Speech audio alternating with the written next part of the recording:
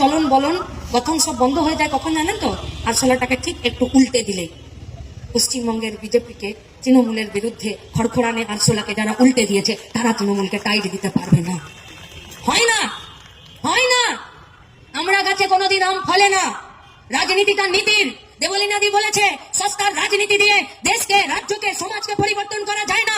দেশকে, সমাজকে, রাজ্যকে পরিবর্তন করাতে গেলে, তার বিকাশ ঘটাতে গেলে রাস্তায় দাঁড়িয়ে বুক চিতিয়ে লড়াই করতে হয়, গুন্ডারাজের চোখে চোখ রেখে মোকাবিলা করতে হয়। তাই তো করছে বামপন্থীরা। তাই তো আমাদের স্কুল, তাই তো আমাদের স্বাস্থ্য, তাই তো আমাদের পরিযায়ী শ্রমিক, আমাদের মহিলাদের গোটা রাজ্যটাকে আবাসের ঘর, 100 দিনের কাজ, আমাদের নদী, আমাদের বাঁধ, আমাদের সংস্কৃতি, আমাদের ভাষা, আমাদের যে বহুত্ববাদ রয়েছে শুধুমাত্র ভারতবর্ষে নয় পশ্চিমবঙ্গে, তাকে বাঁচাতে তাই তো রাস্তাতে ফিরে দাঁড়িয়েছে লাল ঝান্ডার নেতৃত্বে। নাম দিয়েছি বাংলা বাঁচাও। আমি জানি আমি বাঁচলে বাংলা বাঁচবে, বাংলা যদি বাঁচে তবে আমি বাঁচবো। কারণ করোনা শিখিয়ে গেছে যদি কেউ নিরাপদ না থাকে তাহলে সবাই নিরাপদ থাকবে না।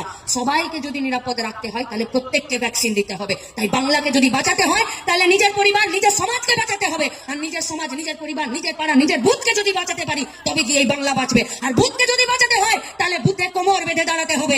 সারা ভারত গণতান্ত্রিক মহিলা সমিতি 3টে দিন সম্মেলন করে, আগামী দিনের কমিটি নির্বাচন করে, নেতৃত্ব নির্বাচন করে, আর আগামী দিনের কাজ ঠিক করে, কাজের ধারার পরিবর্তন করে আমরা শপথ গ্রহণ করেছি পাড়ায় পাড়ায় গুন্ডারাজের খতম করার জন্য।